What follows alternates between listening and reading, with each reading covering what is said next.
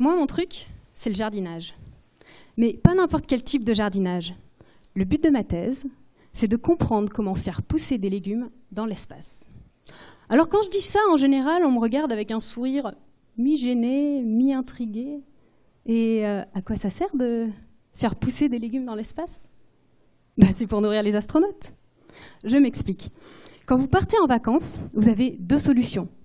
Soit tout amener avec vous, quitte à avoir une valise plus lourde et à payer un supplément à l'aéroport, comme les Simpsons. Soit vous amenez le minimum, quitte à modifier un peu vos habitudes de consommation. Pour un voyage spatial, c'est pareil. Sauf que le prix au kilo n'est pas le même. Et ce chiffre a plusieurs millions pour un voyage vers Mars. Et la place disponible est très limitée. Donc on préfère opter pour l'option 2 en recyclant le peu de ressources que l'on embarque. Et ça a déjà commencé sur la Station spatiale internationale avec le recyclage de l'urine. Les astronautes ont d'ailleurs coutume de dire que le café qu'ils boivent aujourd'hui est le même que celui qu'ils ont bu la veille et sera le même que celui du lendemain. Mais pour une mission vers Mars, tout devra y passer, de l'air qu'on respire à la soupe du soir en passant par le sandwich du midi.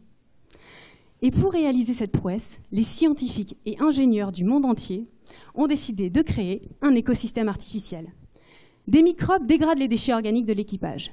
Les produits de cette dégradation servent à nourrir des plantes et des algues qui utilisent aussi le gaz carbonique expiré par les astronautes pour produire de l'oxygène.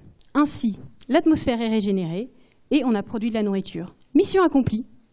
Un peu comme Mark Watney dans le film Seul sur Mars, quand il réussit à faire pousser des pommes de terre en mélangeant du sol martien avec ses excréments. Mais en réalité, si on veut choisir les plantes adéquates et les faire pousser en quantité suffisante, il faut être capable de prédire comment ces plantes vont réagir aux diverses conditions spatiales. Comme quand vous regardez la météo avant de partir en vacances pour choisir ce que vous emporterez. Et moi, c'est là-dessus que je concentre mes efforts. Non pas pour prédire la météo sur Mars, mais pour comprendre les changements fondamentaux qui s'opèrent dans les plantes quand elles poussent hors de notre planète. Pour cela, je traduis les mécanismes responsables de leur croissance en équations physiques, pour des niveaux de gravité inférieurs à ceux de la Terre. Vous savez, la gravité, c'est cette force qui nous retient à la Terre. Sur la Lune, elle est tellement faible qu'on peut faire des bonds géants, comme Tintin et le capitaine Haddock. Mais les plantes, elles, ne font pas de bonds géants. Leurs racines, en revanche, ne poussent pas de la même manière sans gravité. Est-ce que cela pourrait avoir une incidence sur la quantité d'oxygène et de nourriture qu'elles produisent, et donc sur la survie de nos astronautes ?